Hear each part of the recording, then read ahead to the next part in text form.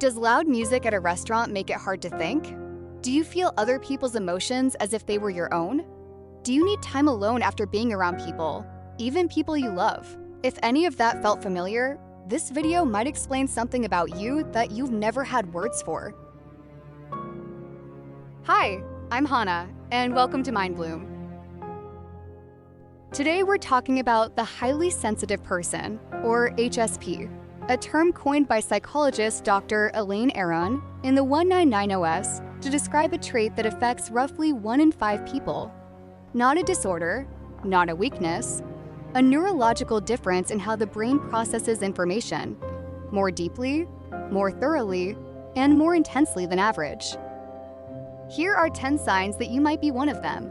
Sign number 1. You are easily overwhelmed by sensory input. Bright lights bother you more than they bother most people.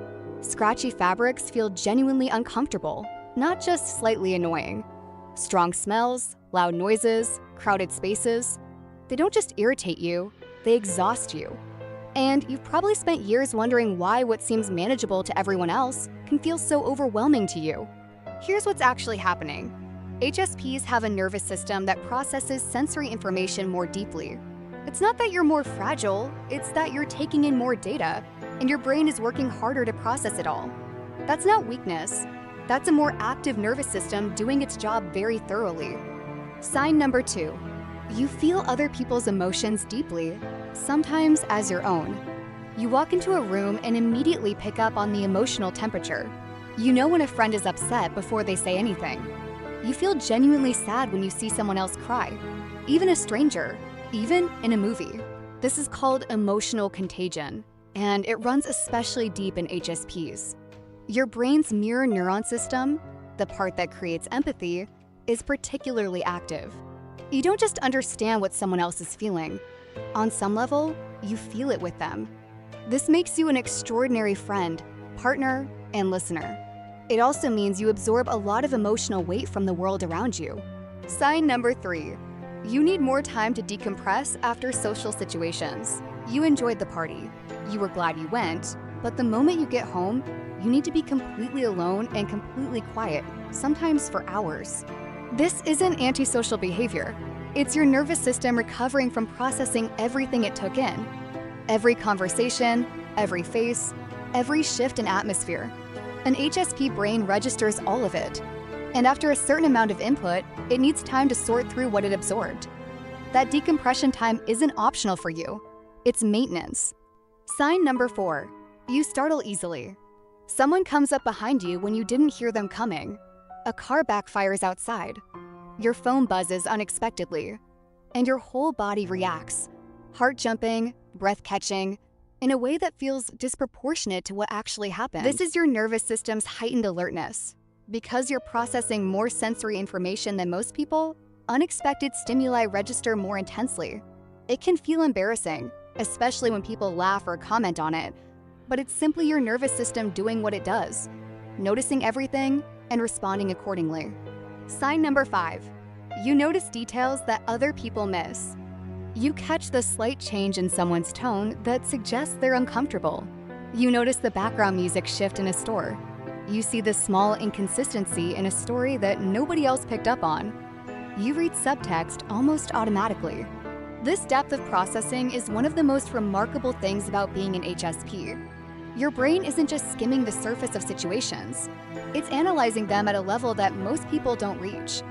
This can make you perceptive, thoughtful, and deeply attuned to the people around you. It also means the world is a more detailed, more complex place for you than it is for others. Sign number 6. You think deeply and feel deeply about everything. A throwaway comment someone made stays with you for days. A piece of music moves you to tears. A beautiful sunset stops you completely. You think about things at a level of depth that can feel sometimes like you're carrying more weight than the situation calls for. You're not overthinking. You are a deep processor. This is the core trait of HSPs.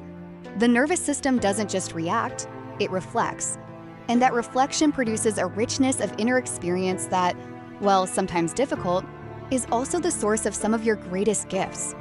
Sign number 7. Criticism hits you harder than it seems to hit other people. Someone gives you feedback, even gentle, constructive, well-intentioned feedback, and it lands like a blow. Not because you're fragile, but because you process it at such depth that it connects to larger questions about your competence, your worth, your identity. You probably also spend a lot of time replaying criticism after the fact, turning it over, wondering what it really meant, what you should have done differently. This is your deep processing working on something painful, and it's exhausting. Learning to receive feedback without it spiraling is one of the biggest challenges for HSPs, and one of the most worthwhile things to work on. Sign number 8. You have a rich and complex inner life. Your internal world, your thoughts, your imagination, your feelings about things, is vivid and detailed in ways that can be hard to explain to other people. You might have always felt slightly different, like you were experiencing life at a different frequency than the people around you. Like your reactions were bigger, your feelings more layered, your inner world more crowded. That's not a sign that something is wrong. It's a sign that you are someone who processes experience deeply, and that depth, while sometimes isolating, is also the source of extraordinary creativity, empathy, and insight. Sign number 9. You are deeply affected by violence and cruelty, even in fiction. You can't watch certain movies, not because you're squeamish, but because violent or cruel content stays with you. It plays in your mind afterward. It affects your sleep. It changes your mood in a way that lasts well beyond the experience itself. This is because your nervous system processes emotional content with the same intensity it processes sensory content. A scene in a movie is not just a sequence of images for you, it's an emotional experience, absorbed and processed deeply. Choosing carefully what you consume isn't oversensitivity, it's self-knowledge. Sign number 10. You feel a deep connection to beauty in nature, music, and art. A piece of music can physically move you. A landscape can stop you completely. A great piece of writing can feel like someone reached inside and named something you'd never found words for. This capacity for deep aesthetic response is one of the quiet gifts of high sensitivity.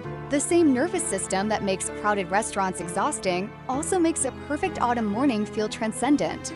The same depth of processing that makes criticism so painful also makes beauty so profound. So, how many of those signs felt like you? If you recognized yourself in most of them, you are likely a highly sensitive person. And I want to say something about that clearly because it matters. Being an HSP is not a flaw that needs to be fixed. For most of your life, you may have been told, in big ways and small ones, that you feel too much, that you need to toughen up, that you take things too personally, that you're too sensitive, as if sensitivity were a problem to be solved rather than a way of being in the world. Dr. Aron's research found that HPS are not more anxious or more neurotic by nature. They are more reactive to both positive and negative stimulation. In environments that are nurturing and supportive, HPS tend to thrive more deeply than non-HPS. The same nervous system that makes difficulty harder also makes goodness richer. The trait is found in over 100 species of animals. In evolutionary terms, it exists because deep processing is useful in the right environment at the right time. The problem is not that you are sensitive. The problem is that most of the world was not designed with you in mind. 3 things that actually help if you are HSP. 1. Protect your environment deliberately. This is not weakness.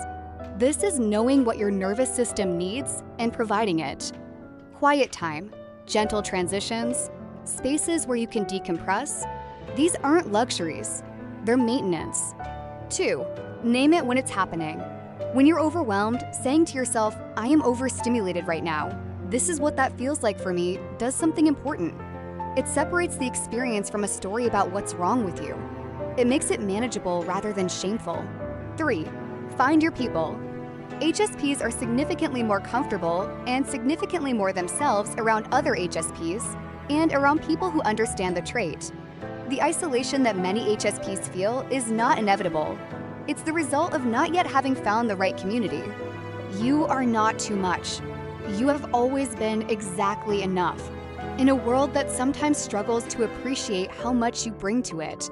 If this video helped you understand yourself a little better, please share it. Someone you know has been told their whole life that they feel too much, and they need to hear that it's not a problem. I'm Hana. See you in the next one. Take care.